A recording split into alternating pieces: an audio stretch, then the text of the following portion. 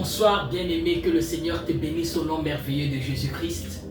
Je veux en 1 minute simplement te partager encore quelque chose que le Saint-Esprit a ouvert mes yeux dessus dans la parole du Seigneur. L'assurance du chrétien.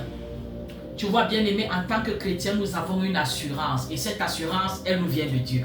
Dans le livre de 2 Corinthiens, chapitre 3 au verset 2, la Bible dit 2 Corinthiens chapitre 3, c'est vous qui êtes la lettre écrite, mais si nous allons un peu plus loin, nous allons voir verset 4.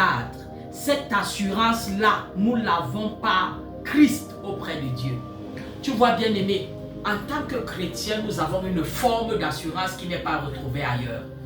Le monde est rempli de plusieurs types d'assurance.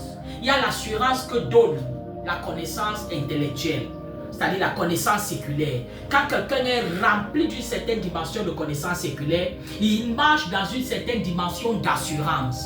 Il y a l'assurance qui est également donnée par les finances. Quand quelqu'un vit dans l'opulence financière, quelqu'un est dans une sécurité financière, cela lui donne aussi de marcher dans une certaine dimension d'assurance. Il y a aussi une assurance qui est donnée par notre classe sociale, notre entourage. Mais le Seigneur nous parle ici de l'assurance du chrétien. C'est une forme d'assurance tout azimut. Un peu comme le type d'assurance qui couvre toutes les dimensions et qui couvre tous les domaines. Bien aimé, cette assurance, nous l'avons de Christ. Christ bâtit à nous un type d'assurance qui réunit tout. Je n'ai pas de l'assurance parce que j'ai de l'argent. Mon assurance ne vient pas du fait que j'ai des moyens, ni du fait que j'ai étudié, mais cette assurance vient du fait que j'ai une communion, une intimité avec le Seigneur Jésus-Christ.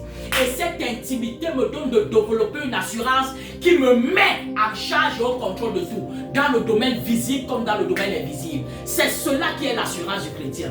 Je prie pour toi. Au travers de ces 3 dimensions, c'est-à-dire, vous voyez dans Actes des Apôtres, on a demandé, mais comment Pierre peut s'exprimer de telle manière? Comment peuvent-ils se comporter parlant des apôtres? Et on a dit, on a reconnu que cette assurance leur venait du fait qu'ils avaient marché avec Jésus-Christ. L'un a dit, ils reconnurent qu'ils avaient marché avec Jésus.